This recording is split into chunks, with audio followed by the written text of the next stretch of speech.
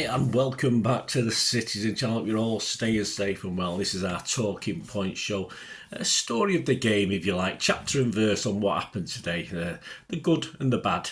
Not too much bad, was there? We're going to look back at the FA Cup third round match, 2 p.m. kickoff at the Etihad of Manchester City 5, Huddersfield Town 0. Yes, I was only a couple out. I said 3-0. Never mind. Better luck next time, Bernard. So let's have a look at the game. Let's do chapter and verse on it here. Let's have a little bit of fun with it as well if we can. And please check out my player rating show, which includes Simon Perkowski of the Manchester Evening News. We do differ slightly occasionally, but check that out as well, guys. That'll be out there. Be great if you can. Please, if you are new to the channel, if you can check that out, please push those buttons as well. Push that subscribe button, push the bell notification. All these vlogs are coming out, at least one a day, sometimes two, if you're very, very lucky, on Manchester City. And of course, I do little stuff on films and TV as well, which you'll see plenty of that as well. So whatever your fancy is, but obviously this is City. That's all that matters. My first love, probably. So yeah. Horrible thing to say that, isn't it? But probably, yeah, keeps me going at the moment anyway, let's be honest about it. Give us your comments, guys. I will respond or give you a thumbs up. And if you give this little vlog a thumbs up, a little like, guys, it's much appreciated. Smash that button for me if you can. That'll be great. Right, so let's have a look at the Pepsi. I won't read through the Huddersfield Town team. I don't know too many of them, to be honest with you. We'll just have a look at the City team. Huddersfield made 3 changes, by the way, to their last game.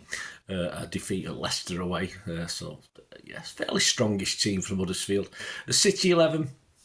5 changes to the Sheffield United game. I got 8 right. I was all right with that. I mean, I was happy to get 6 or 7, to be honest with you. I think 8 was fine. Ortega, Akanji, Diaz was the captain. Gvardiol, Gomez, Lewis, Kovacic, Bob, Foden, Grealish and Alvarez. On the bench, Ederson, Walker, Aki, Doku, Rodri, De Bruyne, Nunes, Wright and Hamilton. Yes, I've not seen much of Mr. Wright, Mr. Jacob Wright, but we got to see him, didn't we? So as I said, no familiar names at all. I'm just having a look at this Huddersfield team now. I've no idea, none of them at all. I'm sure Huddersfield fans know, but not me. Let's have a look at the story of the game, if you like. Right, chapter 1, Akanji agony, of course, 16 minutes.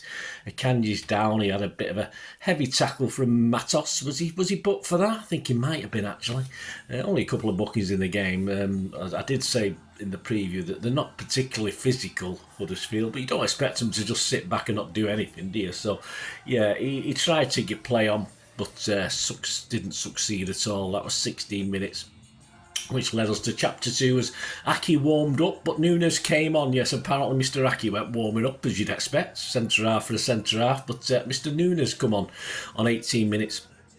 So I'm not too sure. Perhaps Aki was a bit cold, so he went for a run out. Chapter 3, Foden shoulders responsibility. Yes, on 33 minutes, it's finally, after a pretty dour opening section to the game, it's opening third to the game, it's 1-0. A nice slide through from Kovacic to Alvarez in the box. I'm not too sure what happened then, if he had a shot or he meant to cross it. I've watched it back. I'm still a bit undecided, but of course it fell to Foden, who controlled beautifully on the edge of the 6-yard box on the angle and fired home. Yeah, it sort of went in off keeper's Nichols' shoulder. Big lad, big lanky piece of, we used to call him in the old days. But rifled it in, and Nichols didn't really, apart from doing that with his shoulder, he didn't do much else, and obviously it went into the top corner, so that'll do. 1-0.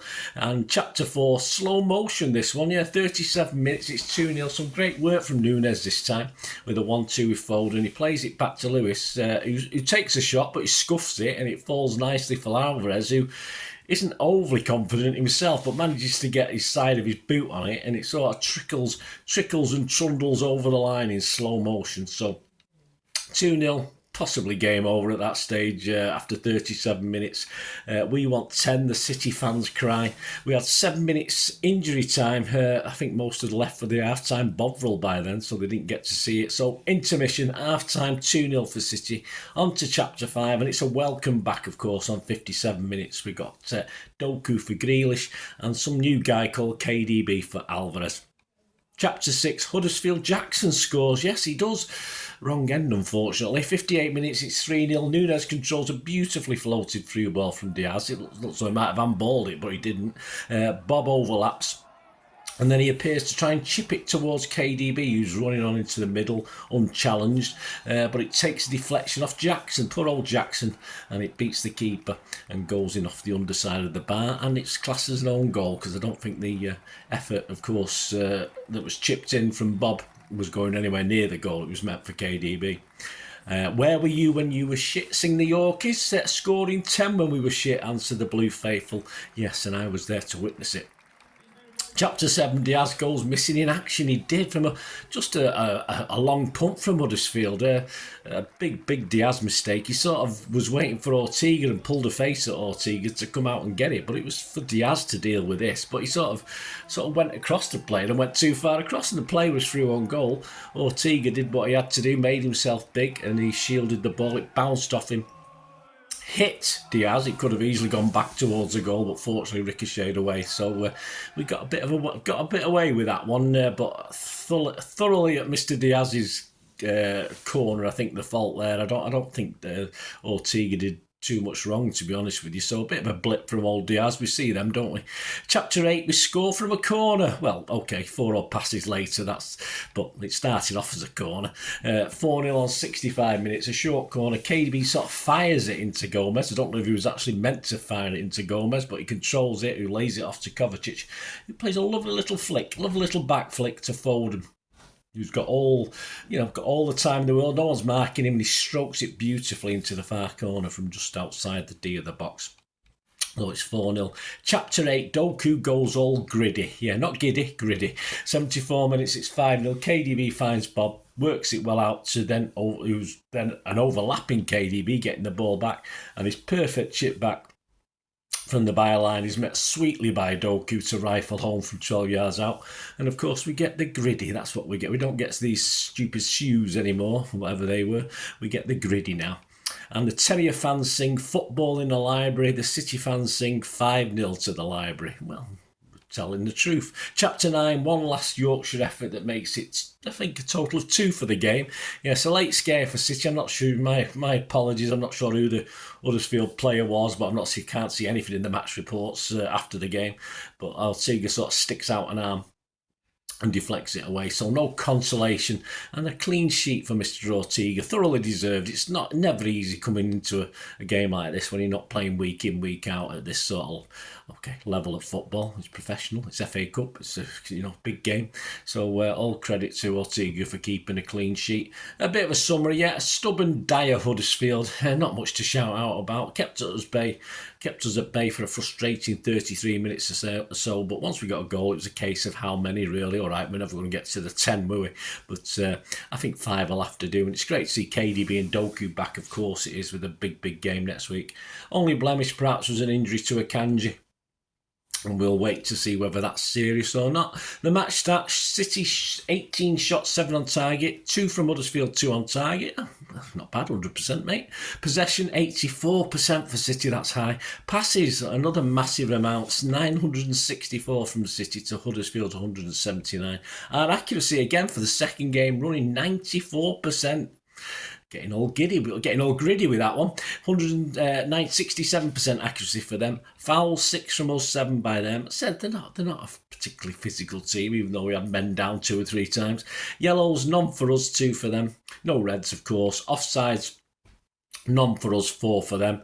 And they didn't have them offsides. He might have scored a goal or 2, mightn't he? But you're supposed to stay on side, guys.